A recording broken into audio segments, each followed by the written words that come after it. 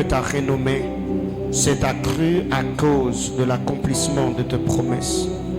Plaise à toi, Seigneur, de bénir un homme, de faire du bien à une femme dans ses cultes.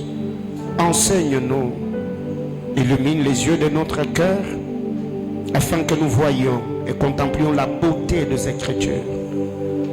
Que Jésus-Christ qui est peint, Seigneur éternel, Dieu de gloire, dans les livres saints, ne soit pas seulement une histoire à lire, Père éternel, mais que cela devienne notre vécu quotidien.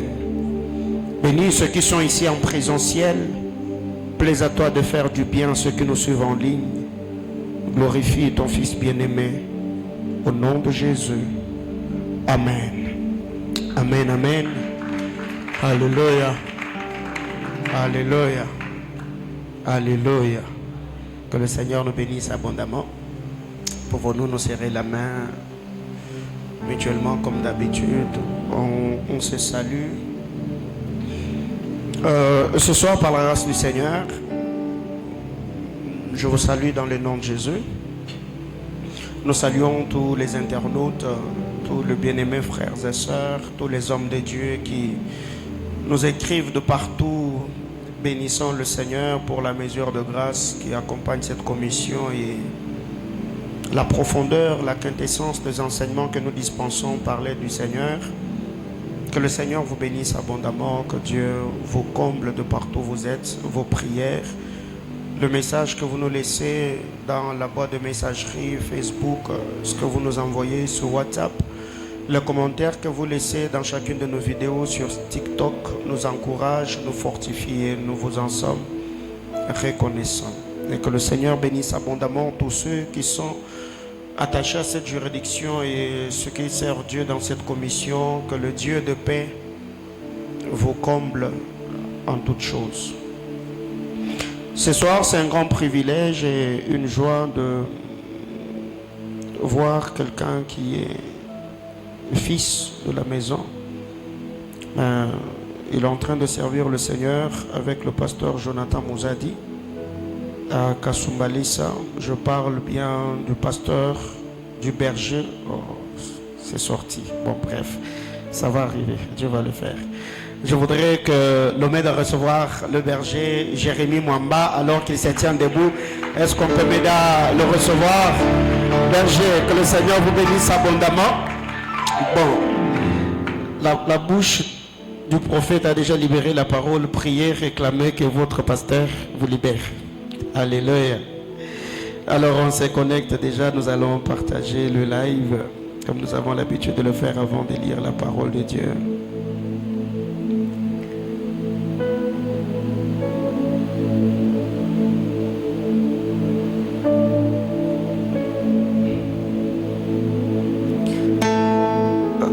Connectez-vous, partagez le direct, taguez les amis.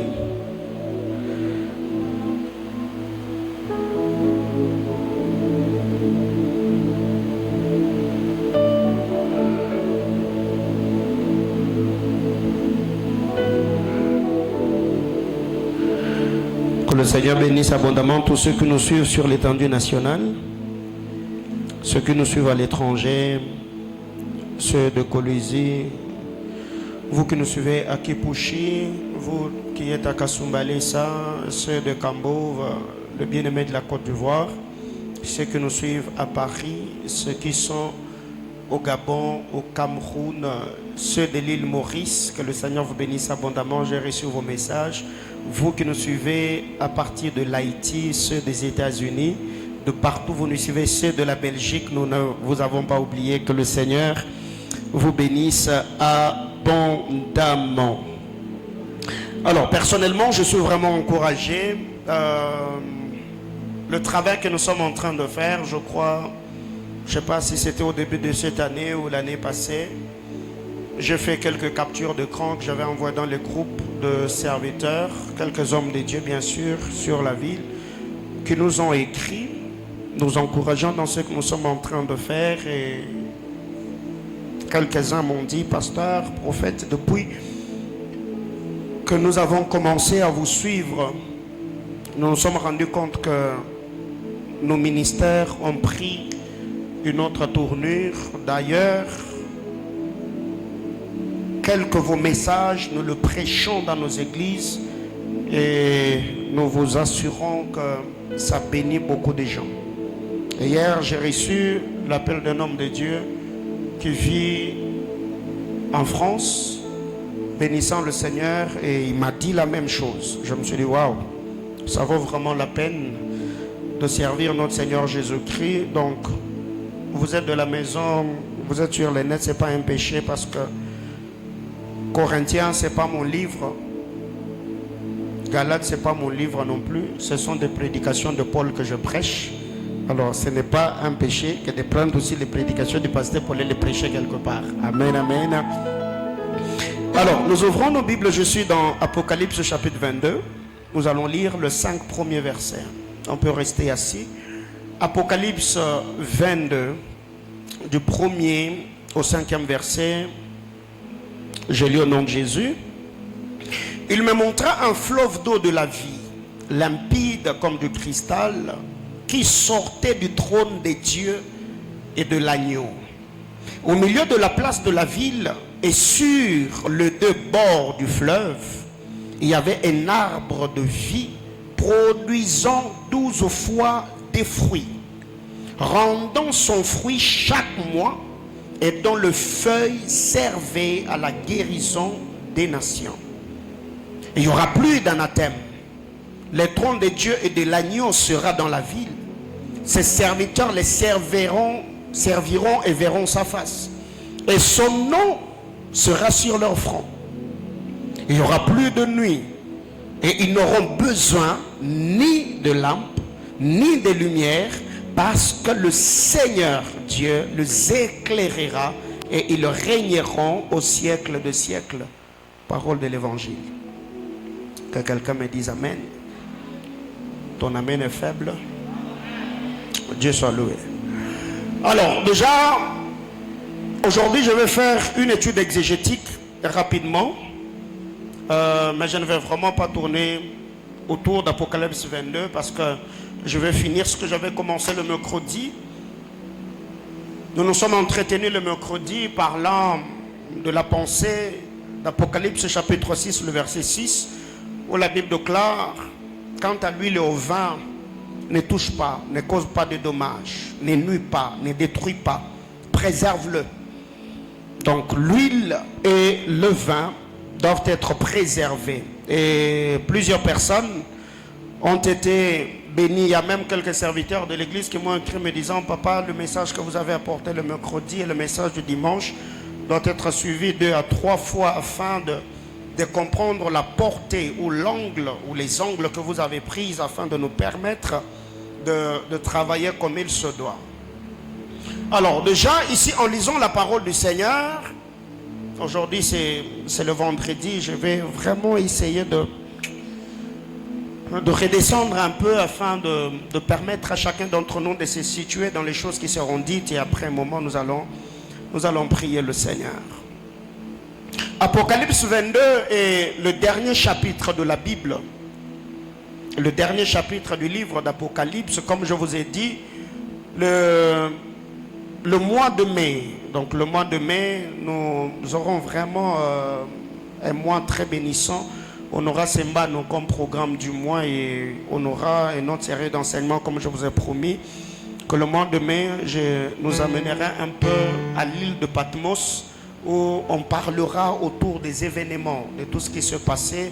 Ça ne sera pas un mois apocalyptique où on parlera des événements du temps de la fin, mais il y a beaucoup de choses que nous partagerons par la grâce du Seigneur, parce que dans mes moments personnels, de moments de méditation, le Seigneur ne cesse de nous parler, le Seigneur ne cesse de nous enseigner, le Seigneur ne cesse de nous communiquer sa pensée. Et c'est autour de ces choses que l'on va s'entretenir par la grâce du Seigneur afin de nous édifier mutuellement. Et je crois fermement que le précieux Saint-Esprit de Dieu nous capacitera afin d'édifier son Église. J'entends quelqu'un me dire Amen. Alors déjà de prime abord, nous devons retenir que Dieu, dans sa manière de faire, il a créé le premier jardin d'Éden Il y a eu beaucoup de choses qui se sont passées. Genèse chapitre 1er, Genèse chapitre 2. Il y a eu beaucoup de choses qui se sont passées. L'homme a perdu l'autorité, le pouvoir, la gloire qu'il avait, la responsabilité que Dieu lui avait confiée. Quand le Seigneur arrive, il appelle Noé. Noé bâtit l'arche. Après le déluge, Noé est sorti. Nous voyons que la bénédiction d'alliance que le Seigneur avait libérée sur le premier homme, le premier couple, Adam et Ève, le Seigneur libère la même parole sur le frère Noé. Et Noé aussi, dans sa manière de faire, il n'y avait pas de perfection dans son leadership et dans sa manière de faire. Ce qui fait que le Seigneur est allé, continuant, cherchant à parfaire le travail. Ce n'est pas que tout ce que le Seigneur avait fait dans le jardin n'était pas parfait. Et vous verrez que dans le jardin d'Éden, après la désobéissance de l'homme, l'homme avait interrompu le repos de Dieu. Parce qu'en lisant la parole du Seigneur, la Bible déclare, Dieu a créé l'homme au 6e jour. Le 7e jour, Dieu le sanctifia. Dieu s'est reposa du travail qu'il avait fait. Et c'est après que l'homme ait désobéi au Seigneur, l'homme a interrompu le repos de Dieu. Et depuis lors, le Seigneur ne s'est jamais reposé. Ce qui fait que jusqu'au jour d'aujourd'hui, le Seigneur a envoyé le sacrificateur, Dieu a suscité des juges, le Seigneur a envoyé des rois, jusqu'à ce que la personne que Dieu cherchait, il l'a trouvée en lui-même. Le Seigneur a pris la forme humaine, il est venu sur la terre, il est monté sur le bois de la croix, il a versé le sang, il nous a rachetés par cette belle œuvre salvatrice de la croix. Après, le Seigneur est rentré dans la maison du Père, pas pour se reposer, parce que Hébreu nous dit qu'il est l'intercesseur, il intercède pour nous devant le trône de l'agneau. Alors vous allez vous rendre compte que le Seigneur, après avoir créé l'homme, il a placé l'homme dans le jardin d'Éden pour que l'homme fasse le travail. Mais après que ce dernier ait désobéi aux instructions du Seigneur, aux ordres apostolico-prophétiques que le Seigneur lui avait donné, les instructions de ne pas toucher à l'arbre de la connaissance du bien et du mal, et vous allez vous rendre compte que le Dieu qui s'était reposé, le Seigneur est devenu sacrificateur. Il a pris l'animal prophétique, il l'a égorgé, et vous connaissez très bien l'histoire. Et quand vous allez dans le livre de Genèse, vous allez vous rendre compte que tout ce que le Seigneur avait fait, Dieu a essayé de reproduire la même chose dans l'histoire d'Apocalypse. Et c'est l'apôtre Jean qui nous relate cette histoire. Et arrivant au chapitre 22, la Bible déclare, Jean, quand il reçoit, il dit, l'ange qui était chargé à l'amener dans cette visite touristique. Ils ont fait le parcours de la Nouvelle Jérusalem. Ils ont visité la cité. Et arrivé au verset 22, la Bible déclare, il me montra un fleuve d'eau de la vie, limpide comme du cristal, qui sortait du trône de Dieu et de l'agneau. Mais quand vous lisez le texte original, la Bible ne dit pas le trône de Dieu et de l'agneau. La Bible dit, sortez du trône de Dieu qui est l'agneau. Donc, on n'est pas en train de parler de la Christologie aujourd'hui, mais au moins retenons ici que dans le tourisme de Jean, il est arrivé dans la cité, la Nouvelle Jérusalem céleste, il a vu que dans cette ville, il y avait une fleuve d'eau de la vie qui sortait du trône de Dieu qui est l'agneau, ou du trône de Dieu et de l'agneau, comme le docteur Louis Segond nous a relaté l'histoire. Au milieu de la ville, il y avait une ville. Au milieu de la place de la ville, plutôt, il y avait les deux bords du fleuve. Il y avait un arbre de vie produisant 12 fois le fruit, ainsi de suite. Alors, ce que nous devons retenir ce soir, c'est que dans la Nouvelle Jérusalem céleste, cette ville, cette cité-là, est l'Éden par excellence. L'Éden par excellence. Nouvelle Jérusalem céleste, ce que d'autres théologiens appellent beauté parfaite. La Nouvelle Jérusalem céleste est l'Éden par excellence, la cité parfaite. Car tout ce qui est dans cette cité-là est parfait et éternel. Tout ce qui est dans la Nouvelle Jérusalem, tout ce qui est a une touche éternelle, une touche de la perfection. Ce qui fait que quand vous lisez cette parole d'écriture, vous allez vous rendre compte qu'il y a beaucoup de vérités spirituelles qui nous est présentée dans Genèse chapitre 22. Premièrement, la Bible déclare il y a une source d'eau de la vie, limpide comme du cristal, qui sortait du trône de Dieu. Cette source d'eau est une eau de la vie. Alors nous l'avons dit, le mercredi, le Seigneur est arrivé, je ne sais pas si c'est le mercredi ou le dimanche, quand le Seigneur est arrivé dans le jardin d'Éden où la vie de Dieu régnait. C'était une cité, un jardin, une ville harmonieuse. Le Seigneur arrive alors que la vie était en train de régner dans le jardin. Le Seigneur libère un message de la mort. Il dit, si tu touches à l'arbre, tu mourras. Tu mourras certainement. Et ici, la première des choses, on nous présente une fleuve d'eau de la vie. Deuxième chose, on parle d'un arbre de vie. Et vous verrez que dans le jardin d'Éden, premier jardin ou première cité, le Seigneur avait placé deux arbres, l'arbre de la connaissance du bien et du mal. Mais quand vous allez dans cette dernière cité des Écritures saintes ou de ces livres saints, on ne présente pas deux arbres, on parle d'un seul arbre qui est l'arbre de la vie. Alors que de l'autre côté, dans la première cité, cité d'Adam et Ève, il y avait l'arbre de la connaissance du bien et du mal. Et le Seigneur avait mis le pouvoir, l'autorité dans le fruit de l'arbre. Mais quand vous allez dans cette cité, la force, l'énergie vitale ou spirituelle n'est pas seulement dans le fruit de l'arbre, même le feu de l'arbre a une capacité à guérir tous ceux qui sont dans la cité. Alors, je devais parler de 9 choses, mais j'ai mis de côté 2 pour parler que de 7. Quand vous lisez la parole du Seigneur, la Bible déclare, il y aura plus d'anathème. Il y aura plus d'anathème. Je suis déjà au verset 5 d'Apocalypse chapitre 22. Il y aura plus d'anathème. Il y aura plus d'anathème. Il y aura plus d'incrédules. Il y aura plus de pécheurs dans la nouvelle Jérusalem céleste.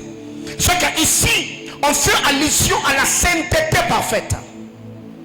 Il n'y aura plus d'anathème. Il n'y aura pas de sommes incrédules. Pas ceux qui maudissent ou ceux qui insultent le gloire. Ceux-là ne se retrouveront pas dans la nouvelle Jérusalem. Première chose, ici nous voyons la sainteté parfaite. Deuxièmement, la Bible déclare le trône de Dieu et de l'agneau sera dans la ville. Deuxièmement, gouvernement parfait. Le trône de l'agneau, le trône de Dieu sera dans la ville. Alors que quand vous allez dans ce que nous avons appelé première cité, vous allez voir que le Seigneur venait au temps du soir. Ce n'est pas que le Seigneur n'était pas présent dans le jardin d'Éden. Sinon, si on le dit, on va annuler l'omniprésence de Dieu. Dieu est omniprésent. Mais ici, la présence manifeste de Dieu, c'était au temps du soir que le Seigneur allait vers l'homme pour communier avec lui. Mais ici, on nous dit que le trône de Dieu et le trône de l'agneau sont là de manière permanente dans la nouvelle cité. Et ici, nous voyons, c'est le gouvernement parfait. Parce que je crois que l'année passée, alors que j'enseignais sur le ministère des anges, j'avais parlé des anges du gouvernement de Dieu. On avait parlé de 24 vieillards, on avait parlé de chérubins, on avait parlé de séraphins, on avait parlé de 4 êtres vivants. Et on avait également parlé des anges décideurs autour du trône. Alors ce que nous devons retenir ici, nous voyons que la deuxième des choses, nous voyons un gouvernement parfait. Dieu et l'agneau sont là, régnant dans cette cité parfaite. 3. La Bible déclare, ses serviteurs le serviront. Un service parfait. C'est ce que je venais de dire à mon introduction, que tout ce qui est dans la nouvelle cité tout est parfait et a une touche éternelle. Ses serviteurs les serviront un service parfait. Ce service ne sera pas interrompu. C'est un sacerdoce éternel où nous serons là dans la sainte et glorieuse présence de Dieu, l'adorant, le louant, le célébrant jour pour jour. Un service parfait. Nous ne serons pas interrompus comme ça se faisait dans les sacerdoces lévitiques. Nous serons dans la sainte et glorieuse présence de Dieu de manière permanente, le servant, l'adorant, le louant. 4. Ils verront sa face. Ils verront sa face. Ici, c'est la communion parfaite. La communion parfaite. Ou communion parfaite. Un service parfait, une communion parfaite. Ici, la Bible déclare, nous servirons, nous verrons celui que nous avons aimé sans l'avoir vu. Il se laissera voir. Alors que quand lisons la parole du Seigneur, dans les livres d'Exode, Dieu a dit à Moïse, personne ne peut me voir et vivre. Personne ne peut me voir et vivre. Mais ici, Apocalypse, la Bible déclare, ils le verront en face. C'est pourquoi même le frère Paul, quand il parle, il dit, j'ai tâché de saisir celui qui m'a saisi. Je ne vais pas combattre l'air, j'ai un objectif. Je cours pour saisir la gloire éternelle. C'est que le Dieu que nous prions, quand nous serons dans cette cité, nous le verrons face à face. Ce qui fait allusion à une communion parfaite. Cette communion, c'est ce qu'il y avait dans le jardin d'Éden. Le Seigneur venait s'entretenir avec l'homme. Tous les soirs, il partageait avec l'homme une communion parfaite. On verra sa face. 5. Son nom sera sur leur front. Son nom sera sur leur front. C'est toujours dans Apocalypse 22, du verset 5 au verset 6 que nous avons lu. Son nom sera sur leur front. Ici, nous voyons une ressemblance parfaite. Une ressemblance parfaite. Parce que ici, quand on parle du nom, on fait allusion à l'identité. Nous avons déjà parlé de l'impact des noms dans cette église. Quand on parle du nom, on ne voit pas le nom que porte la personne.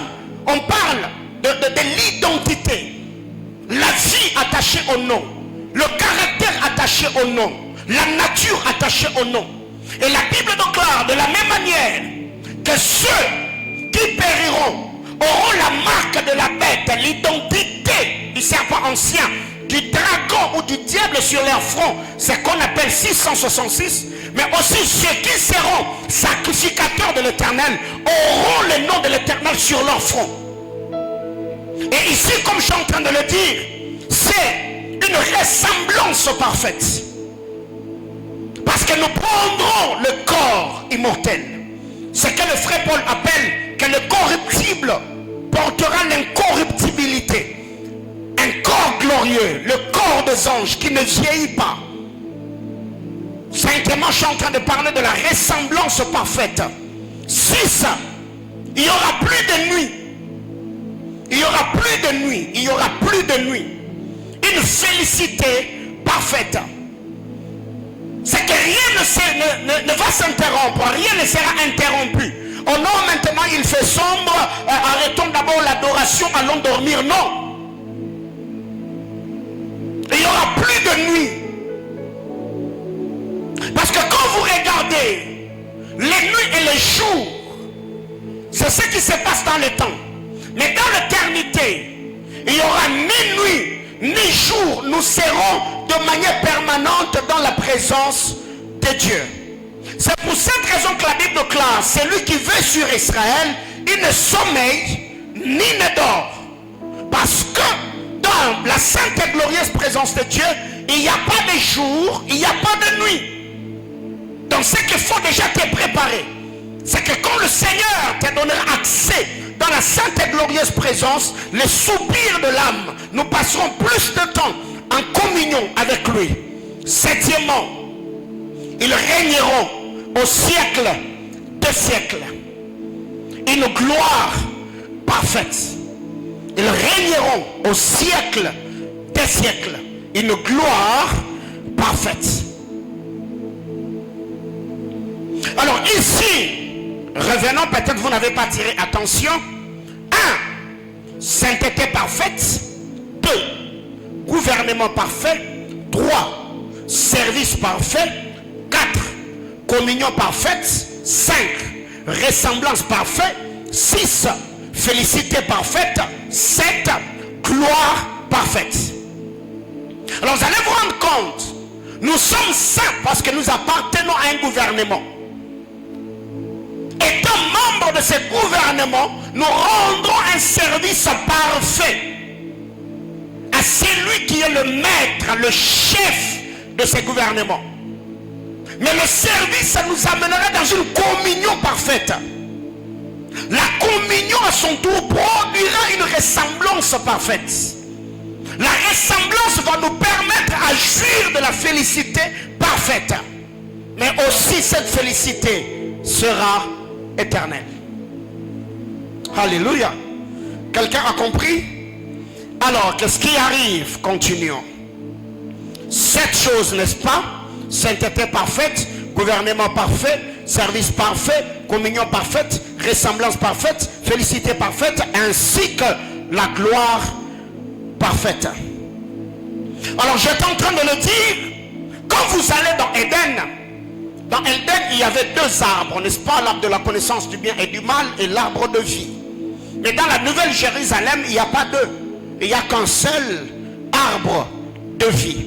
Et dont les feuilles servent à la guérison de nations.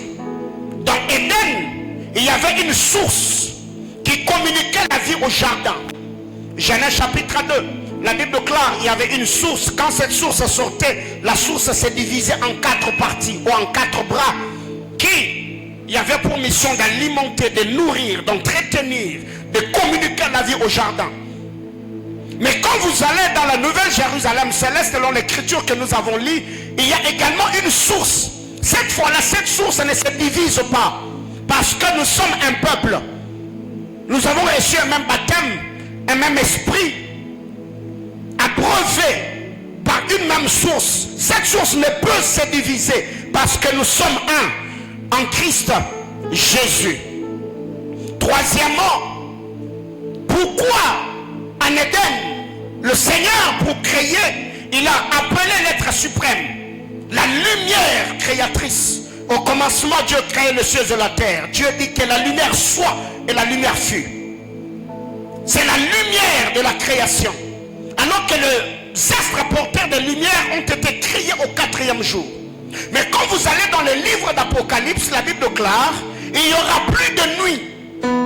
Autrement dit, ici, dans Éden, le jardin d'Adam, la nuit et le jour étaient séparés par la sortie et la disparition des astres de lumière.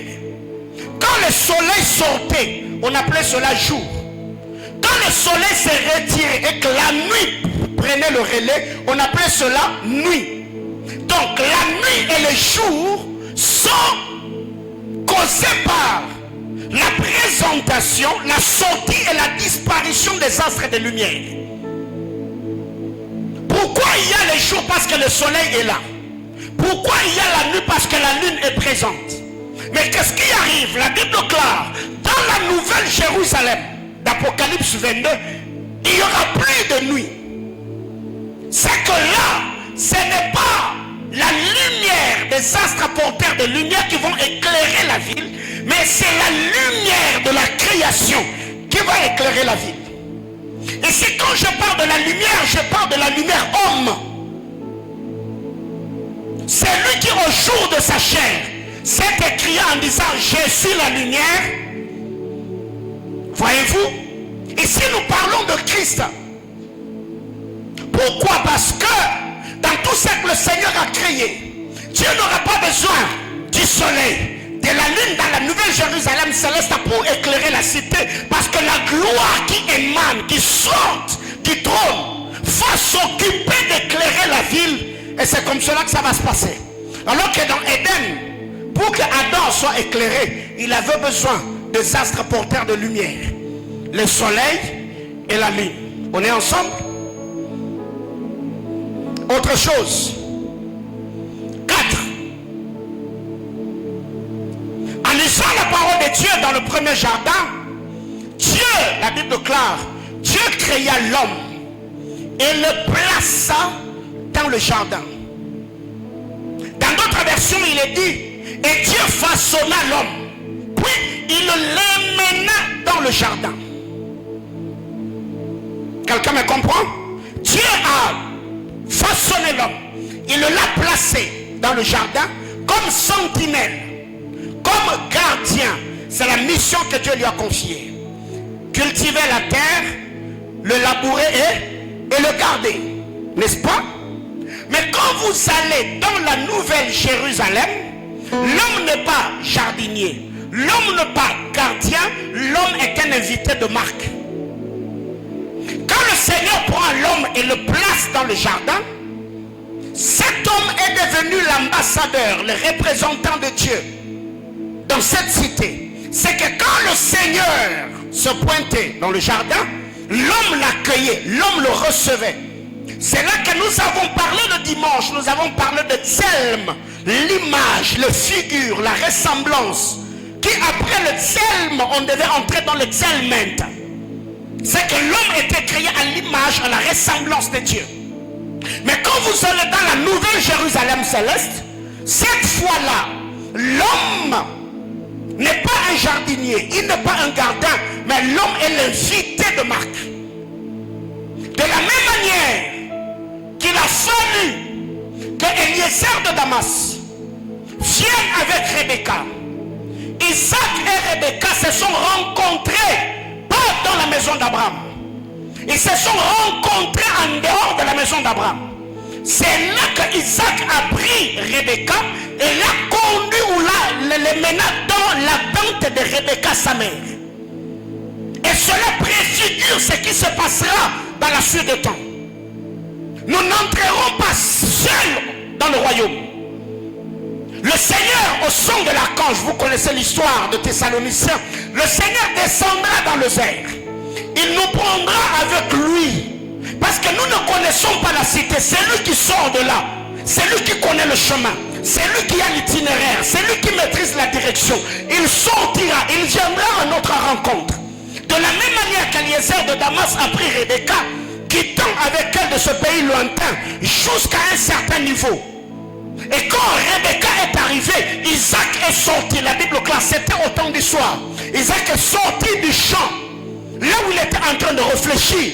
Et quand il voit Rebecca, Rebecca a mis le voile et a posé la question à Eliezer de Damas. Qui est ce jeune homme qui vient devant moi? C'est Eliezer de Damas qui lui dira, c'est lui dont je t'ai parlé. L'homme pour qui je suis venu te prendre chez tes parents, c'est celui-là. Et c'est là que le ministère d'Eliezer de Damas s'est arrêté. Isaac prend Rebecca et est allé avec Rebecca dans la tente de Rebecca, sa mère. C'est comme cela que ça se passera. Quand Jésus-Christ reviendra dans le désert, nous monterons, accompagnés par l'Eliezer de Damas par excellence, le Saint-Esprit. Et quand on arrivera là, le Seigneur nous recueillera, le Seigneur nous prendra et nous emmènera dans le royaume de son Père. Et c'est là que les choses vont se passer. Dans le jardin d'Éden, l'homme était sentinelle, l'homme était gardien. Mais dans la nouvelle Jérusalem, l'homme sera l'invité de Marc. Parce que le mot paradis veut dire paradeiso, les jardins du roi. C'est que le Seigneur nous recueillera, le Seigneur nous acceptera, le Seigneur nous introduira, Dieu nous acceptera dans son royaume. Et là, nous régnerons de siècle en siècle. Autre chose, l'intimité du premier homme, donc Adam, fut interrompue par le tentateur, l'accusateur, parce qu'il a eu accès dans la nouvelle Jérusalem. Il a induit l'homme en erreur. Pourquoi le tentateur est arrivé là? Parce qu'il y avait un arbre qui avait le pouvoir de l'interdiction. Il faut que je le dise ainsi. Cet arbre-là, le tentateur connaissant ce qui se passait là, Il a dit non. Si vous touchez à cet arbre-là, vous serez comme des dieux, connaissant le bien et le mal. C'est cette information-là, ce discours-là qui a interrompu l'intimité de l'homme et son créateur. Mais quand vous allez dans la nouvelle Jérusalem céleste, il n'y a pas d'arbre de connaissance du bien et du mal. C'est que les tentateurs ne peuvent pas avoir accès comme au temps de Job. Est-ce que je parle à quelqu'un jusque-là? Au temps de Job, la Bible déclare, le tentateur s'est approché parmi les fils de Dieu. Et il a présenté un dossier. Et il est sorti de la sainte et glorieuse présence de Dieu avec la permission de toucher à Job. Mais le Seigneur, connaissant cela, comme la nouvelle Jérusalem céleste, c'est la cité parfaite. C'est cette ville parfaite. Le Seigneur ne permettra plus que ce qui s'est passé en Éden se reproduise encore. Ce qui fait que le Seigneur a pris l'arbre de vie, il l'a placé à la main, l'arbre de la connaissance du bien et du mal, Dieu l'a supprimé. Est-ce que je parle à quelqu'un? Donc ici, le tentateur ne peut plus interrompre notre communion avec le Créateur, parce que là, il n'y aura pas de tentation, il n'y aura pas de preuves, il n'y aura pas de maladie, il n'y aura pas de larmes, il n'y aura pas de blessures, il n'y aura pas de coups bas. Nous serons là dans la félicité. Frère, c'est pour cette raison qu'il ne faut pas rater l'enlèvement de l'église. Est-ce que je parle à quelqu'un? On peut te priver le visage Schengen que tu mets. Frère, mais quant au ciel, pas autant que tu peux avec l'aide de Dieu. Dis à ton voisin, il faut entrer. C'est pourquoi le mois de mai, je crois que Dieu nous fera beaucoup de bien, n'est-ce pas? Ça, c'était mon introduction. Alors, revenons un peu sur Apocalypse chapitre 6, le verset 6. Dieu parle à l'ange et lui dit, une mesure, excusez-moi, une mesure. Et j'entendais du milieu de 4 êtres vivants une voix qui disait, une mesure de blé pour un denier, et 3 mesures d'orge pour un denier. Mais ne fais point de mal à l'huile et au vin. Qui était là le mercredi? Ok. L'huile et le vin sont épargnés. Et nous avons dit que l'huile et le vin, c'était des compagnons du bon samaritain. Ce qui était là le mercredi, on était vraiment abondamment bénis par la mesure de grâce que le Seigneur avait déversée dans le culte. Mais ici le Seigneur, la voix qui sortait au milieu de 4 êtres vivants, s'adressant à Jean, lui dit, quant à l'huile et au vin, ne fais point de mal. C'est que la préservation de l'huile et du vin dépendait de leur espèce. Parce que nous sommes en train de parler de l'espèce végétale ou de la race végétale. Quant à l'huile et au vin, ne fais pas de mal à l'huile ni au vin. Et nous avons dit, l'huile, quand on parle de l'huile, on voit l'olivier. Quand on parle du vin, on voit la vigne. Et nous avons essayé de faire cette démarche prophétique, commençant du jardin de Dan jusqu'au temps de Noé. Et nous sommes allés dans l'Apocalypse où la Bible déclare, il y avait 2 oliviers, à gauche et à la droite du chandelier qui était d'or pur, avait pour mission de l'alimenter. Et ce sont ces 2 oliviers-là, selon Zacharie 14 et Apocalypse 11, qui ont reçu le pouvoir de prophétiser pendant 365 jours. L'un a reçu la capacité de fermer le ciel pour qu'il n'y ait pas de pluie, l'autre de juger la terre par plusieurs fléaux. Et ici nous voyons les 2 prophètes du temps ancien, Moïse et Élie.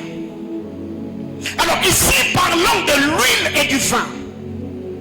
Dans l'histoire du bon samaritain, le bon samaritain a commencé par prendre le vin, il a placé, après il a pris l'huile, il a versé.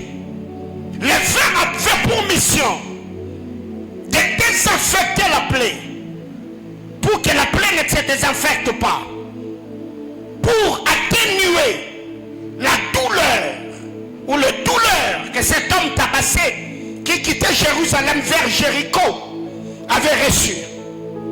Mais aussi dans le contexte biblique, le vin a pour la mission de réjouir le cœur, n'est-ce pas? Selon Juge chapitre 9. Quand les sabres sont allés pour choisir le roi, ils se sont tournés vers l'olivier. Ils lui ont dit, viens, règne sur nous. L'olivier a dit, pourquoi dois-je renoncer à mon huile qui m'assure les hommages des dieux et des hommes? Il a refusé le deal. Et les sabres se sont tournés vers la vigne. Ils ont dit à la vigne, viens, règne sur nous. La vigne a dit, pourquoi renoncerai-je à mon vin qui réjouit Dieu et les hommes? C'est que si l'olivier et la vigne ont refusé le deal, c'est parce qu'ils savaient qu'ils étaient productifs. Et ce qu'ils produisaient avait une importance capitale dans la vie des humains. Pas seulement dans la vie des humains, mais aussi cela contribue à la bénédiction de ce que Dieu a créé, et ça réjouissait le cœur du Créateur. Mais aussi, l'huile et le vin peuvent également symboliser deux choses. L'huile a pour mission d'embellir l'extérieur, bien la vie physique, mais le vin a pour mission d'embellir l'être intérieur. Je parle à quelqu'un. C'est que quand nous prenons l'huile, l'huile embellit l'aspect extérieur, mais le vin réjouit le cœur. C'est pourquoi quand vous allez dans l'histoire de Esther, la Bible déclare le serviteur qui veillait sur Esther, Égaï, a fourni à Esther de l'huile, des objets précieux qui permettaient à Esther d'avoir une peau saine, de travers son apparence extérieure. Or, l'huile, le travail, selon Juge chapitre 9, c'est d'attirer les hommages. Pourquoi David a été célébré en Israël? Ce n'est pas à cause du vin. David était célébré à cause de l'huile. C'est quand l'huile est venue sur lui que l'huile a différencié, a démarqué David. C'est l'huile qui l'a fait sortir de la mêlée. Et je suis de ceux qui croient que David n'était pas le seul bon chantre en Israël.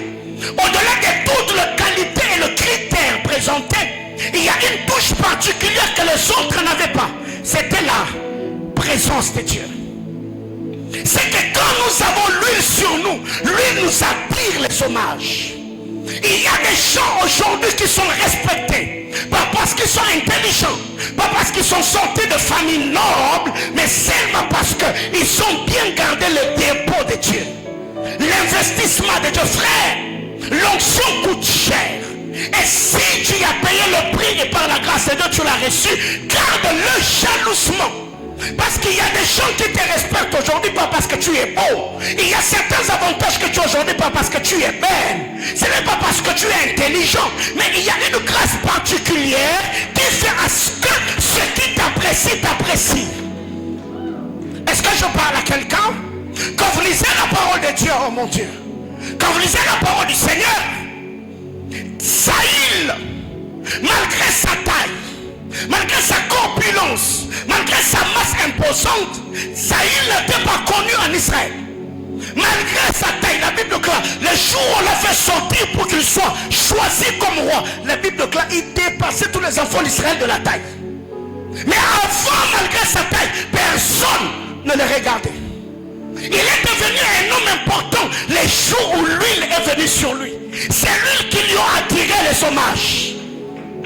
Quand vous lisez l'histoire de David, un broussard, et certains commentateurs ou certaines sources extra-bibliques, la Bible présente David comme un enfant bâtard.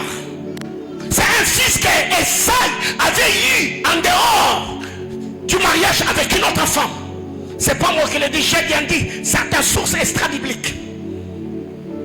Mais ce garçon-là, il est devenu le roi en Israël, au point de recevoir le cantique chanté par les femmes. en disant David a tué ces 10 000, alors que Saül n'a tué que le 1000. Autrement dit, c'est lui qui conserve l'onction monte en garde. C'est lui qui le perd descend.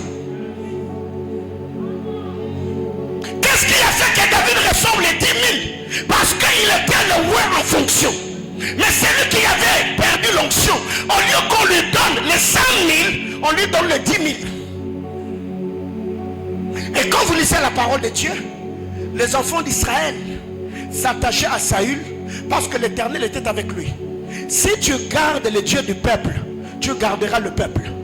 Le jour où il a perdu le Dieu du peuple, le peuple, inconsciemment, ont commencé à se retirer de lui. Et il s'est improvisé sacrificateur pour garder le peuple. On peut avoir des stratégies managériales. On fait ceci, on fait cela. Mais si la chose, je parle de la chose, si cette chose-là n'est plus, ils ne vont pas venir. Parce que même inconsciemment, l'esprit de l'homme a la capacité de détecter là où il y a la fraîcheur de la chose et là où il n'y a plus. Est-ce que je parle à quelqu'un? L'huile attire les hommages. Il y a des gens que nous respectons aujourd'hui en temps réel. Quand tu les regardes, tu te dis, mais il a quoi de spécial? Il n'a rien. Un gars que Dieu a tiré de nulle part. Mais seulement parce que l'huile lui attire les hommages des hommes. On parle de lui. On le célèbre. On le reconnaît. Il reçoit des ovations. Pourquoi? C'est pas parce qu'il est super. C'est pas parce qu'il est extra. Il a seulement quelque chose que les autres n'ont pas. Mais aussi, le vin ne vise pas notre apparence. Le vin touche les dédans. C'est pourquoi même la Bible déclare quand cette divine puissance nous a donné tout ce qui contribue à la vie et à la piété. La piété, c'est le vin qui touche à l'intérieur. La vie, c'est l'huile qui touche l'extérieur. Parce que c'est ces deux vies. La piété, c'est notre intimité avec le Seigneur. Et sur la vie, c'est notre être intérieur. Ça, c'est ce que le vin est en train de cibler. C'est pourquoi la Bible déclare, Jean chapitre 13, et j'aime la beauté des Écritures. Il mit le comble à son amour. Il fit quoi? Il s'éleva de la table. Il enleva le linge qui était sur lui. Il s'est mis à table. Il commença à laver le pied des disciples. Pour que Jésus, dans d'autres versions on dit, quand il aima le sien, il s'éleva de la table et se déshabilla. Je parle à quelqu'un? C'est que pour que Jésus s'élève de la table, qu'il enlève la linge, ce linge, pour nettoyer le pied de disciples, il a fallu qu'il mette le comble à son amour. Qu'est-ce qui a poussé Noé à se déshabiller pour que Cham voie sa nudité? C'est le vin. Est-ce que je parle à quelqu'un? C'est pourquoi le Seigneur nous dit, personne n'a connu Dieu si ce n'est le Fils qui est sorti de Dieu. Cham et Japheth n'avaient aucune information sur la nudité de Noé. Si ce n'est celui qui l'a vu, qui était sorti de la tente du Père et qui est allé leur informer que de l'autre côté le Père est nu. Mais c'est celui qui a révélé la nudité du Père sur qui la malédiction est tombée. Oh. Est-ce que je parle à quelqu'un? La Bible déclare, maudit est celui qui est pendu. Qu'est-ce qu'il avait fait pour être maudit? Il n'a rien fait. Il est venu seulement avec une information en disant, de l'autre côté, papa a bu le vin. Le vin a touché les entrailles. Et Noé a voulu se révéler à ses enfants. Maestro, il faut être avec moi ici. Dis à ton voisin, sois le bienvenu dans l'univers de la compréhension. Ah, vous avez compris, hein? J'avais déjà shifté. Alors, qu'est-ce qui arrive? Avant que Noé ne consomme le vin, Noé était un homme avec une forte personnalité. C'est lui, c'est Noé là dont l'apôtre Paul l'appelle le prédicateur de la justice. Noé n'est pas le prédicateur de l'amour, non. Noé est le prédicateur de la justice. Et Noé étant le prédicateur de la justice, en prêchant la justice de Dieu, Noé n'a sauvé personne. À part ceux de sa famille. Est-ce que je parle à quelqu'un? Dieu, dans toute sa justice, la loi, Dieu n'a sauvé personne. Il a fallu que le Seigneur entre dans sa casquette d'un Dieu d'amour pour sauver l'humanité. C'est pourquoi Jean 3,16 nous dit, car Dieu a tant aimé le monde qu'il a fait quoi? Qu'il a donné. C'est que Jésus-Christ est le don parfait de Dieu. Et quel type de don? Le don de l'amour. Jésus est venu sur terre. Il a payé le prix sur le bois de la croix. Il a mis le comble à son amour. Il a dit, ça ne vaut pas la peine que je me cache. Parce que quand les mages sont venus m'adorer, ils m'ont adoré sans me connaître. Or l'homme n'est pas le visage que tu vois. L'homme est l'intimité que tu ne vois pas. Je parle à quelqu'un. C'est qui fait que quand les mages sont venus, ils ont adoré un Dieu qu'ils ne connaissaient pas. Et Jésus va dire à la femme samaritaine, vous adorez ce que vous ne connaissez pas. Mais Jésus s'est dit, ok, jusqu'à quand je me cacherai? Ce qui fait que même en son temps, les Juifs ne le connaissaient pas. C'est pourquoi ils ont envoyé des hommes vers lui pour lui dire, dis-nous, est-ce que tu es Jean-Baptiste? Est-ce que tu es Jérémie? Jusqu'à quand garderas-tu notre esprit en suspense? Révèle-toi tel que tu es. C'est là que nous avons dit le mercredi, quand Jésus est en hors la maison, il prêchait en parabole. Mais quand il entre dans la maison, là Jésus se découvre. Là Jésus se révèle. Ce qui fait que les mages ont eu une fausse adoration parce qu'ils ont trouvé que Jésus était déjà émailloté. Mais à la croix, Jésus devait être déshabillé afin que nous le connaissions tel qu'il est.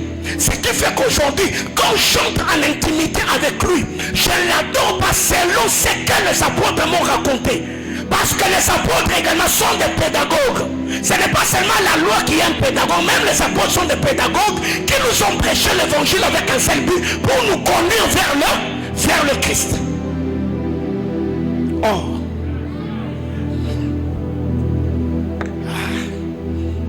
Vous voyez, l'erreur de ne pas lire la Bible. Alléluia. Bien-aimés frères, c'est cette connaissance exacte de la pure et la sainte parole du Seigneur qui va te donner l'assurance dans certaines batailles de la vie. Parce que la Bible n'est pas un roman que nous lisons juste pour enrichir notre intellect, mais non. Au-delà d'enrichir notre intellect, la Bible touche notre âme. Ça transforme notre être intérieur. Et comme j'étais en train de le dire, le vin touche l'intérieur, la régénération de notre homme intérieur, alors que l'huile n'est faite que pour embellir. Et quand vous regardez entre l'huile et le vin, c'est le vin qui vient en premier. Dieu ne voit que le sanctifier. Dieu ne voit que le régénérer. Dieu ne voit que le transformer. Dieu ne voit que le racheter. C'est pourquoi même ceux qui devaient être rois comme sacrificateurs devaient sortir de Lévi, une race. Je parle à quelqu'un. L'huile et le vin. L'huile attire les hommages des hommes. Le vin réjouit le cœur. Qu'est-ce que Jésus a dit à Pierre? Il a dit, ceux qui auront tout abandonné, m'auront suivi, auront une promesse à deux volets, n'est-ce pas? Le siècle présent et la vie éternelle. Que quelqu'un me dise amen. Alors écoutez, le bon samaritain n'a pas que le vin et l'huile. Le bon samaritain a aussi les deux deniers. Dis à ton voisin les deux deniers. Ta manière de le dire me stresse. Bouge-le. Dis-lui les deux deniers. Oh, quand vous lisez la parole de Dieu dans le livre de Matthieu, Matthieu chapitre 20, le verset 2, un denier est était le salaire qu'un ouvrier recevait le jour. Donc si tu sors, tu es ouvrier, tu vas travailler, on va te payer combien? Un denier. Donc si on te donne 2 deniers, c'est le salaire de combien de jours? De 2 jours, n'est-ce pas? Alors il s'est fait que, après que les bons samaritains aient donné à cet homme tabassé par le brigand le premier soin, l'huile et le vin, il le place sur sa monture et le mène à l'hôtellerie. Quand il arrive là, il prend 2 deniers, il donne à l'hôte et lui dit: prends soin de lui. Ce que tu dépenseras comme surplus, à mon retour, je viendrai te le rembourser. C'est qu'en laissant 2 deniers, il savait qu'avec les soins que j'ai donnés à cet homme, dans 2 jours, il sera guéri. Alors, suis-moi. Alléluia. Les 2 deniers représentent les 2 alliances qui nous prennent en charge. Les 2 deniers représentent ou peuvent représenter les 2 alliances qui nous prennent en charge. C'est pourquoi Esaïe le prophète dit: pour l'amour de Sion, je ne m'éterai point jusqu'à ce que son salut paraisse. L'apparition du salut, dans d'autres versions on dit: parce que j'aime le fils de mon peuple, je ne fermerai pas ma bouche jusqu'à ce que sa guérison soit totale. C'est que quand on parle de 2 deniers, le 2 deniers peut représenter les 2 alliances qui nous prennent en charge. Ici, quand je parle de 2 alliances, je parle de Moïse et de Jésus. Je parle de la loi et de la grâce. Parce que le salut que nous avons reçu, ça s'appelle le salut holistique. Ce n'est pas seulement un salut qui touche l'âme, mais c'est aussi un salut qui prend soin du corps. Parce que Dieu, quand il nous sauve, il n'a pas seulement libéré les enfants d'Israël de la main des Égyptiens, mais il a aussi pourvu en donnant la manne, en donnant la caille, en donnant l'eau. Je parle à quelqu'un. C'est que quand tu donnes ta vie à Jésus, même à Pierre il a dit: je donnerai les centuples dans ce siècle et la vie éternelle dans le siècle à venir. Le salut holistique, c'est que quand Dieu vient, il laisse le 2 deniers à l'autre. C'est pour que cet homme prenne soin de toi en guérissant tes blessures, en te donnant à manger, mais en te donnant aussi un toit. C'est qu'ici on n'avait pas laissé cet homme pour qu'il puisse seulement guérir. Non, même son âme avait besoin de manger, son estomac avait besoin de quelque chose. Ce qui fait que demander à Dieu des choses liées à cette vie n'est pas un péché. Parce qu'il y a plusieurs personnes aujourd'hui, quand ils se mettent à prier, demandant un bon nombre de choses au Seigneur, c'est comme qu'ils diraient: ils sont en train de pécher. Ils se gênent. Oh non, vous voyez? Non, non, non, non, non. Frère, ce n'est pas un péché de dire à Dieu: donne-moi un bon mariage, donne-moi un beau mari, donne-moi une belle femme, donne-moi des beaux enfants. Non, non, non. Dis à ton voisin le salut holistique. Ces saluts-là touchent les 2 domaines de la vie. Ce qui contribue à la vie et à la piété est dans le salut holistique. Et nous avons besoin de vivre ces choses. Parce que quand on laisse les 2 deniers, c'est pour que nous soyons pris en charge par l'autre. Je parle à quelqu'un. En lisant la parole de Dieu, le 2 deniers peut aussi représenter les 2 mains de Jésus le guérisseur. Quand vous allez dans le livre de Matthieu, ce que nous appelons Matthieu, Marc, Luc, la Bible nous présente une histoire que Jésus, quand il est sorti du temple, il est allé dans la maison de Pierre, dont la belle-mère était souffrante. Elle était atteinte par une violente fièvre. Quand vous lisez les trois évangélistes, Matthieu, Marc et Luc, la Bible claire, ils les touchèrent par la main. Mais quand vous lisez dans le texte original de la Bible claire, il arriva dans la maison de Pierre, dont la belle-mère était atteinte par une fièvre violente. Jésus lui imposa les mains et la guérit. Après la guérison, la Bible claire, elle s'éleva et servit Jésus. On ne peut pas servir si on n'est pas guéri. La guérison vient d'abord. C'est la guérison qui produit le service. Autrement dit, le service, c'est la gratitude ou la reconnaissance envers le guérisseur. J'étais souffrante, les deux mains sont venues sur moi. Jésus m'a guéri. Et comme je suis reconnaissant, je ne m'arrêterai pas là. Aussitôt guéri, aussitôt je me lève et je sais. Ce qui fait que pour que Israël adore Dieu au désert, les déserts de l'aigle devaient entrer en exercice. Aaron et Moïse, le prêtre et le prophète, devaient descendre en Égypte pour sauver, racheter, guérir, libérer Israël. C'est la délivrance qui les amena au désert et poussa le peuple à adorer.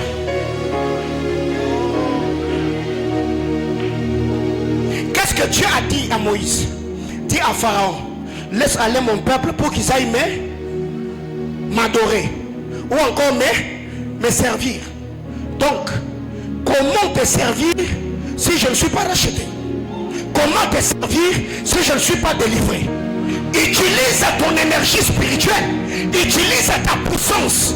Délivre-moi. Et moi je viendrai faire quoi? Te servir. C'est ainsi que Dieu a étendu sa main sur l'Égypte. Il a opéré des signes de prodiges et de miracles pour que Israël sorte. C'était les batailles des premiers-nés. Celui qui va remporter la victoire recevra l'adoration.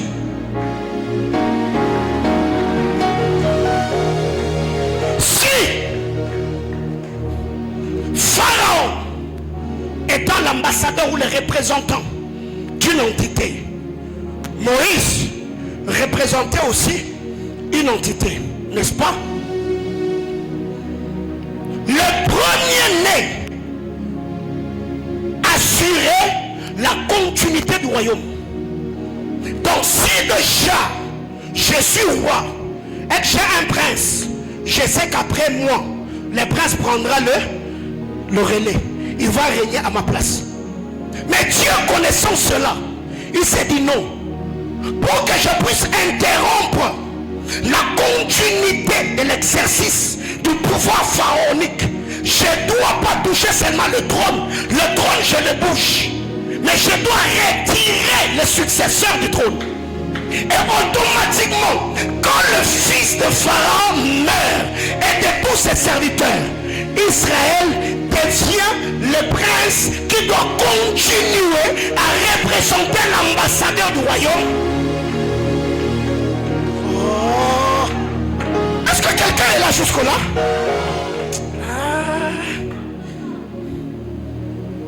Ok.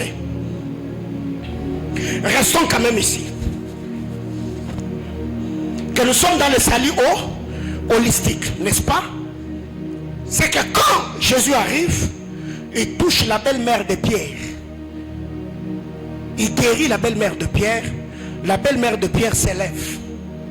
Elle se sent guérie. Elle va de l'autre côté. Elle commence à servir.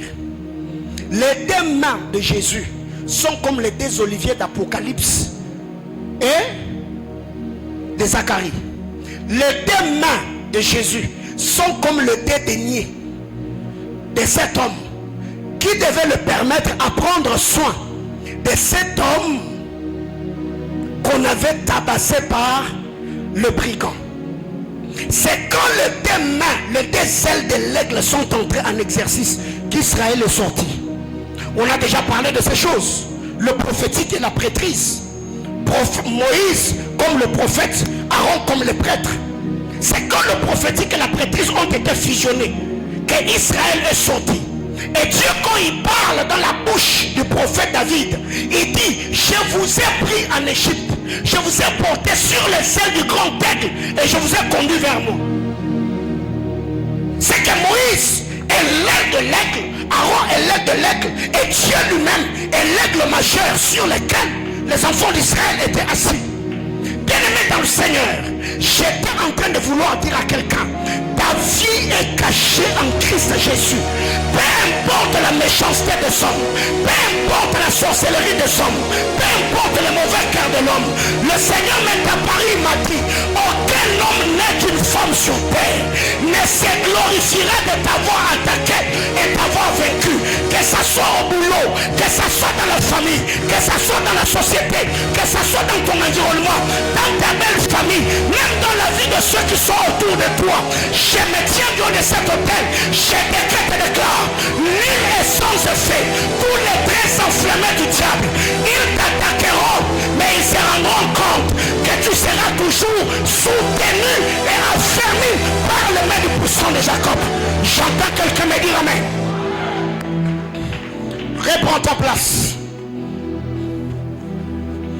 Les deux derniers sont comme les deux alliances, comme je suis en train de le dire. La loi et le témoignage. Ésaïe 8:20, la Bible déclare, à la loi et au témoignage. Si on ne parle pas ainsi, il n'y aura pas d'aurore. L'aurore ne vient que par le deux, la loi et le témoignage. La guérison de la belle-mère de Pierre ne vient que par les deux mains de Jésus. La restauration de l'homme tabassé n'est pas que par le dédaigné. Donc si le dédaigné, on te donne aujourd'hui un denier aujourd'hui, demain tu seras dans le besoin, parce que ta guérison ne sera pas totale, ta guérison ne sera pas complète, ta guérison ne sera pas globale. Mais à la loi et au témoignage, si on ne parle pas ainsi, il n'y aura pas d'aurore. J'étais en train de dire à quelqu'un, il n'y a pas de témoignage sans loi. Je disais, il n'y a pas de témoignage sans loi. Il a fallu que la loi vienne pour que le témoignage soit témoignage. Je déclare sur la vie de quelqu'un, là où tu as été condamné, là où la loi t'est bloquée, ils ont dit tu ne vas pas émerger. J'étais en train de déclarer, c'est par leur loi, c'est par leur menace, par leur enchantement qu'un témoignage éloquent va éclater dans ta vie. Ils resteront bouche bée et se poseront la question, par où il est passé, par où elle est passée, qu'est-ce qui s'est réellement passé? Parce que la photo qu'ils auront dans le monde des ténèbres, la photo se reste toujours sous leurs yeux, mais ils resteront avec l'image. Mais j'étais en train de dire à quelqu'un, ces mariages-là qu'ils avaient bloqués, ils rentreront dans leur monde. Ils regarderont que le mariage est toujours là où on l'avait mis. Mais c'est quoi encore ce mariage qu'il a reçu? Le Dieu tout-puissant, il est le créateur incréé. Il n'a pas seulement besoin de prendre ce qu'ils avaient bloqué pour te donner ce qui te revient. Dieu est capable de laisser ce qu'ils ont tenu et te donner autre chose afin de confondre la sagesse des hommes. J'étais en train de dire à quelqu'un, Jésus-Christ n'est pas seulement celui qui a utilisé l'oreille de Malchus, mais il est aussi celui qui a donné de nouveaux cieux. Aïe aïe aïe aïe aïe aïe aïe aïe aïe aïe aïe. Au sein, le Seigneur ira dans le monde des ténèbres pour prendre ce qu'ils avaient bloqué. Aux autres, le Seigneur n'aura pas besoin de faire recours. Le Seigneur vous donnera de nouveaux organes. Le Seigneur vous donnera. Qui t'a dit? Parce que si tu sens, le problème ce n'est pas ce qu'ils ont pris. Le problème c'est la sagesse infiniment variée de Dieu. C'est à toi d'entrer dans le conseil de Dieu. Seigneur, quant à ma situation, comment tu vas procéder? Tu veux que je livre de bataille spirituelle pour récupérer ce qu'ils ont pris, ou tu veux que je te rappelle que tu me donnes d'autres organes? Si c'est le bataille spirituel, j'entre dans la prière. Les bras sous là-bas, je récupère, je prends, je récupère. Mais si c'est les nouveaux organes, je disais à ma Père, tu es celui qui m'a créé de toutes pièces. Je décrète et déclare, on m'a dit que mes trompes sont bouchées. Crée d'autres trompes. On m'a dit que j'ai pas de matrice. Donne-moi de matrice. Je serai en train de prier. On m'a dit que mes finances sont bloquées dans le monde des ténèbres. Ça, je n'ai pas de problème. Mais qu'est-ce que je veux? Que je récupère les finances ou qu'il me crée des finances. Alors ce soir, ma prière est levée de mon cœur. Que chacun entre dans le conseil de Dieu. Qu'il comprenne réellement ce que Dieu attend de lui. Je me tiens de cet hôtel comme sacrificateur et prêtre de l'éternel. Aux saints vous recevrez la délivrance. Aux autres la nouveauté de vie. J'ai dit aux saints la délivrance. Aux autres la nouveauté de vie. Quand ta vie n'est pas le mien, ta vie n'est pas celle de ton voisin, toi Dieu va te délivrer, te donner ce qu'on t'avait ravi. À moi Dieu va laisser ce qui m'ont ravi. Il me donnera autre chose. Je libère ce degré apostolique. Que cela s'accomplisse et que le monde spirituel prenne acte. Au nom de bien-aimé frère, réponds à ta place. Tout ministre de Dieu ne doit pas avoir que l'huile et le vin. Tout ministre de Dieu doit aussi avoir le denier. Qu'est-ce que j'appelle denier? Le denier est la capacité que Dieu investit dans un oin, lui donnant mandat, autorité, capacité surnaturelle pour ta prise en charge de ta vie présente et de ta vie future. Parce que le denier était le salaire de 2 jours. Donc aujourd'hui et demain. Ce qui fait que le bon samaritain n'a jamais donné un 3e denier du passé. Parce que le passé lui-même a pris soin de donner l'huile et le vin.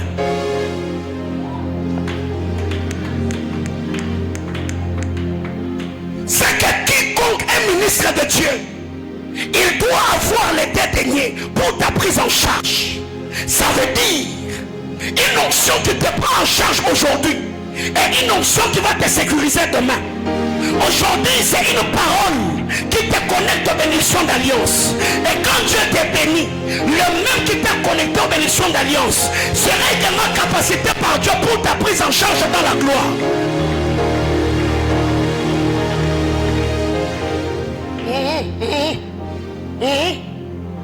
Quand vous lisez la parole de Dieu, le frère Paul nous dit, par la mort de Christ sur le bois de la croix, Dieu nous a donné quel type de ministère? Le ministère de la réconciliation. Le ministère de la réconciliation. Or, les 10 commandements avaient pour but de réconcilier l'homme avec Dieu et l'homme avec.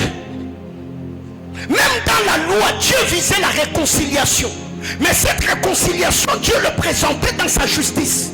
Ce qui fait que le trône de Dieu est soutenu par 2 colonnes. La justice et l'amour.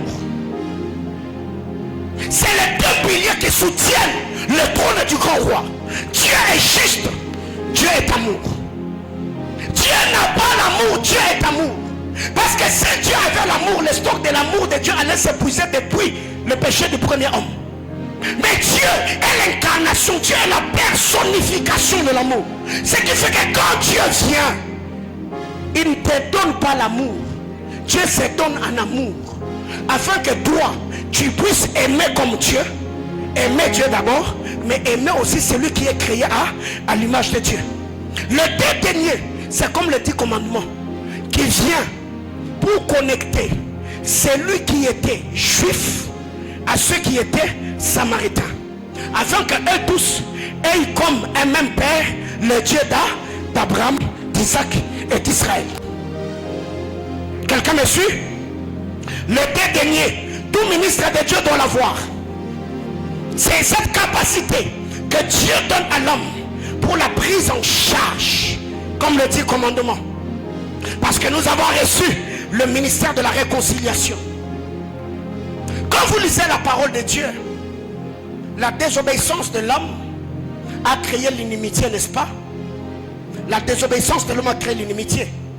Et le rein d'Adam, qui était de la race humaine, a été touché par la race animale et la race végétale. Le rein d'Adam ont été touchés par les deux races, la race animale et la race végétale. Quand Adam est tombé, Adam s'est fait de feuilles de figuier comme ça, ceinture pour couvrir ses reins, la race végétale. Mais quand Dieu vient, il tue l'animal prophétique, il prend la peau, il couvre le rein d'Adam, la race animale. Ce qui fait que quand Adam entre dans la loi de la reproductivité, Adam a donné les deux races. Il a donné Abel, il a donné Caïn.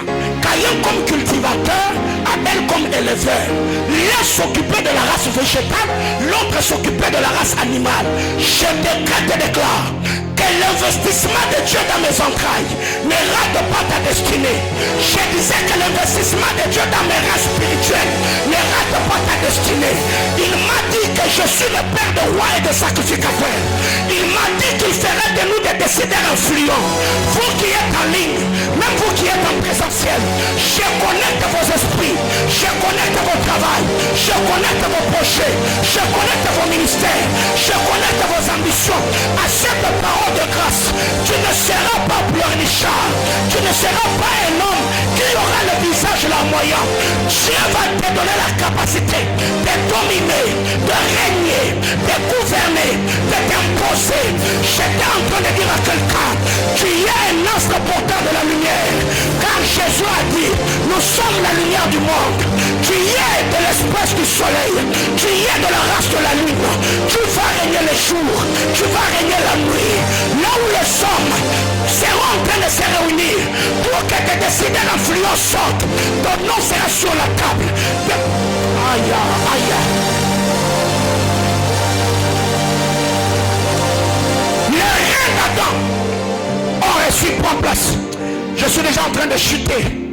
Les reins d'Adam ont été touchés par ces deux espèces, couvertes par l'espèce animale et par la race végétale.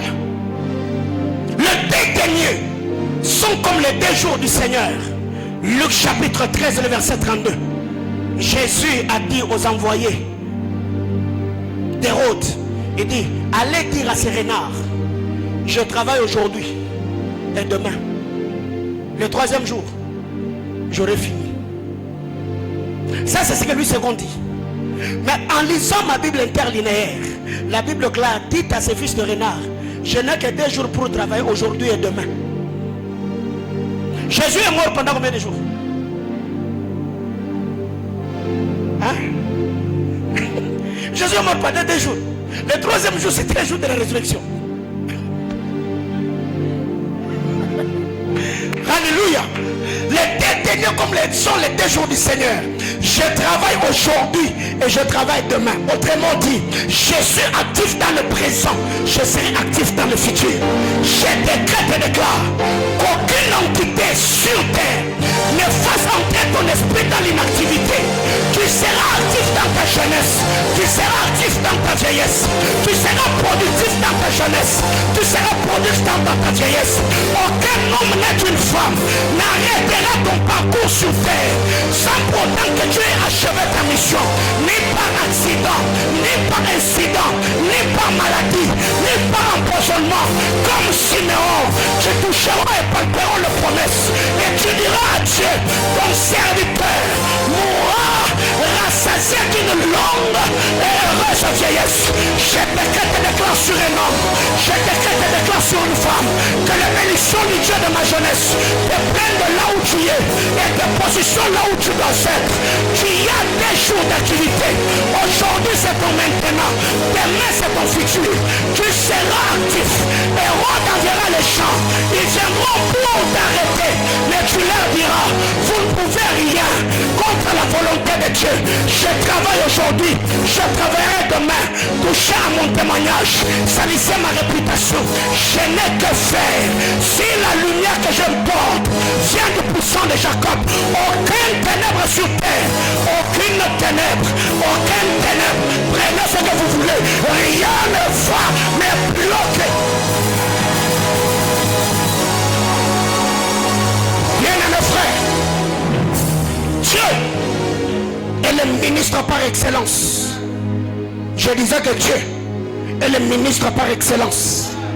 Je disais que Dieu est le ministre par excellence. Il est celui qui travaille avec le dédaigné.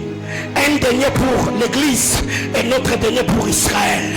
Aujourd'hui, nous sommes l'église qui opère avec le premier denier. Le denier d'aujourd'hui, on prêche l'évangile. Mais Israël recevra la grâce, le denier de demain. Parce que le demain, c'est le futur de l'église. Le demain, c'est le futur apocalyptique.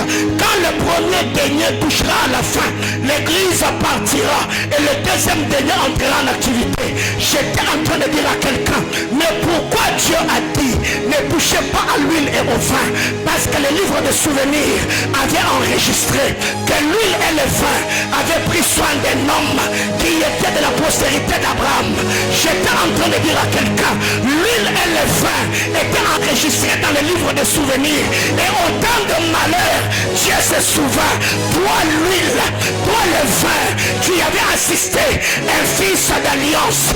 Alors touchez à tout, mais l'huile et le vin ne touchez pas. J'étais en train de dire à quelqu'un, au ciel il n'y a pas que le livre de vie, il y a aussi le livre de souvenirs. Et ma prière devant le trône de Dieu, que le Seigneur par sa grâce puisse ouvrir le livre de souvenirs, qu'il puisse un peu feuilleter, voir les bonnes œuvres que tu as eu à poser depuis que tu es sur terre. J'étais en train de dire à quelqu'un, fais très attention à Man. Si tu vois Mardoché à la porte du roi, Mardoché physiquement il est à la porte, mais spirituellement il est dans la bibliothèque du roi. Oh my God, oh my God, oh my God. J'étais en train de dire à quelqu'un, ton corps entrera là où ton nom est déjà entré. Je disais que ton corps entrera là où ton nom est déjà entré. Pourquoi j'irai au ciel? Parce que mon nom est dans le livre de vie. Pourquoi Mardoché est entré au palais royal? Parce que son nom était dans le annales de ceux qui avaient sauvé la vie du roi. J'étais en train de dire à quelqu'un, aucun homme sur terre n'a le pouvoir de te faire du mal, parce que ta vie est cachée. Oh my God. J'étais en train de dire à quelqu'un, là où ton nom est, c'est là où ta vie est. C'est pourquoi la Bible déclare, là où il y a les aigles, là où il y a le corps, c'est là où s'assembleront les aigles. Ma prière est levée de mon cœur, et que le Dieu de ton appartenance puisse te prendre de là où tu es, qu'il introduise ta vie là où tu dois être. J'étais en train de dire à quelqu'un, toi tu n'es que le fil suivant Jésus l'aiguille. Là où il entre, c'est là où il chante. Là où il sied, c'est là où j'étais en train de bénir la vie de quelqu'un. Que le Dieu de notre appartenance, le Dieu de nos alliances, le Dieu de Mingwissem, le Dieu de Beraka, le Dieu de nos montées, le Dieu de nos chaînes, le Dieu de nos prières, il est celui qui fait au-delà de ce que l'homme... Oh my God. J'étais en train de dire à quelqu'un, au-delà de ton identité physique, ceux qui veulent te faire du mal, qui te posent la question, qui est le Dieu de ton appartenance et qui est l'autel à qui tu appartiens? Parce que chez nous ici, on sait et on sait. Ibane, Ishuke, Itabamapaka, Ichite, Bagatale, Mouaningo. Oh my God. J'étais en train seulement de dire à quelqu'un, le Dieu avec qui tu marches, il n'a pas seulement ton aujourd'hui, il est celui qui assurera ton lendemain. Élisée, ne t'inquiète pas, le Dieu que tu sers, il est celui qui tient les hommes par le main, le prétend un stylo doré, pour que eux et Dieu écrivent l'histoire selon leur goût. J'étais en train de dire à quelqu'un, arrête de penser que ton histoire sera écrite par Dieu. Non, le stylo est entre les mains. Formule le phrase, applique le mot que tu veux, et tu verras que le Seigneur Dieu d'alliance, il est celui qui fait les choses selon son plan éternel, mais aussi associant le Fils des hommes. Je voudrais prier avec quelqu'un ce soir. Est-ce que tu peux te lever? On va prier le Seigneur. Et ce soir tu vas dire à Dieu, ah ma Père, Je voudrais que tu prennes soin de moi, que tu prennes soin de mon présent, que tu prennes soin de mon futur. J'ai besoin que les deux derniers entrent en activité, comme le demain du Seigneur, comme la prêtrise ou le prophétique. J'ai besoin de ces choses, que la main de puissant de Jacob, que la loi et le témoignage fassent apparaître à l'aurore, que la loi et le témoignage fassent apparaître à l'aurore, que la loi et le témoignage fassent apparaître à l'aurore. Je ne sais pas si l'esprit de quelqu'un